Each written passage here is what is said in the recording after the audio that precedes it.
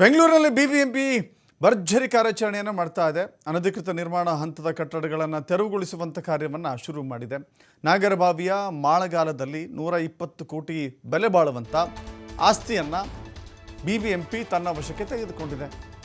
ಬೆಂಗಳೂರು ಉತ್ತರ ತಾಲೂಕು ಯಶವಂತಪುರ ಹೋಬಳಿ ಮಾಳಗಾಲ ಗ್ರಾಮದ survey number 14/2 ಅಲ್ಲಿ 2 ಎಕರೆ 16 ಗುಂಟೆ ಅನಧಿಕೃತವಾಗಿ ನಿರ್ಮಾಣವಾಗಿತ್ತು.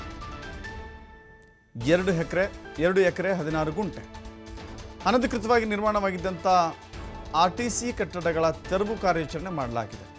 ಸುಮಾರು 120 ಕೋಟಿ ಬೆಲೆ ಬಾಳುವಂಥ ಆಸ್ತಿ ಇದು. ಇದೀಗ ಯಾರೋ ಭೂಗಳ್ಳರ ಪಾಲಾಗಿತ್ತು, ಭೂಮಾಫಿಯಾ ದಂಧೆಕೋರರ ಪಾಲಾಗಿತ್ತು. ಈಗ ಅದನ್ನು ಬಿಬಿಎಂಪಿ ಅಧಿಕಾರಿಗಳು ತಮ್ಮ ವಶಕ್ಕೆ ತೆಗೆದುಕೊಂಡಿದ್ದಾರೆ.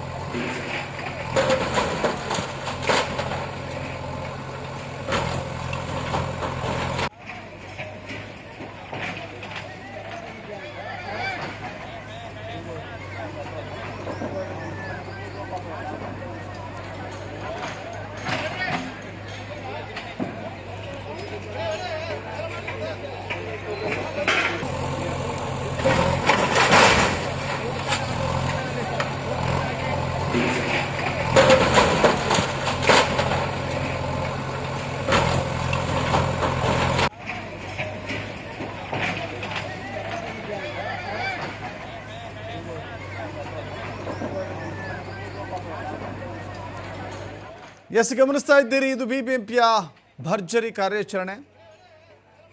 2 ಎಕರೆ 16 ಗುಂಟೆ ಜಾಗವನ್ನು ತನ್ನ ಸುಪರ್ದಿಗೆ ತೆಗೆದುಕೊಳ್ಳುವಲ್ಲಿ ಬಿಬಿಎಂಪಿ ಯಶಸ್ವಿಯಾಗಿದೆ. ಭೂಮಿ ಒತ್ತುವರಿ ಇದೆಯಲ್ಲ, ಅಕ್ರಮ ಭೂಮಿ ಒತ್ತುವರಿ ಇದೆಯಲ್ಲ, ಬೆಂಗಳೂರಿನ ಅನೇಕ ಕಡೆಗಳಲ್ಲಿದೆ, ಅನೇಕ ಭಾಗಗಳಲ್ಲಿದೆ. ಜೊತೆಗೆ ಬಿಬಿಎಂಪಿ ಕೇವಲ ಕೆಲವು ಕಡೆಗಳಲ್ಲಿ ಮಾತ್ರ JCB ಗರ್ಜನೆ ಮಾಡುತ್ತೆ. ಆ ನಂತರದಲ್ಲಿ ಕೆಲವು ಬಲಾಢ್ಯರ ಎದುರು ಅದು ತಣ್ಣಗಾಗತ್ತೆ, ಸೌಂಡೇ ಮಾಡೋದಿಲ್ಲ, JCB ಗರ್ಜನೆ ಕೇಳಿಬರೋದಿಲ್ಲ ಅಂತ ಸದಾ ಒಂದು ಆರೋಪ ಖಂಡಿತವಾಗೂ ಇದ್ದೇ ಇದೆ. ಬಿಬಿಎಂಪಿಯ ವಿರುದ್ಧ ಇರುವಂಥ ಈ ಆರೋಪದಲ್ಲಿ ಇದೀಗ ಅದ್ಯಾಕೋ ಗೊತ್ತಿಲ್ಲ, ದೊಡ್ಡ ಮನಸ್ಸು ಮಾಡಿಕೊಂಡೋ ಅಥವಾ ಬಹಳ ಒಂದು ರೀತಿ ಗಟ್ಟಿ ತೀರ್ಮಾನವನ್ನು ತೆಗೆದುಕೊಂಡು ಈ ರೀತಿ ಭರ್ಜರಿ ಕಾರ್ಯಾಚರಣೆಯನ್ನು ಮಾಡಿದ್ದಾರೆ. ಬಟ್ ಈ ಕಾರ್ಯಾಚರಣೆ ಇದೆಯಲ್ಲ, ಇದು ಇಲ್ಲಿಗೆ ನಿಂತು ಹೋಗಬಾರ್ದು.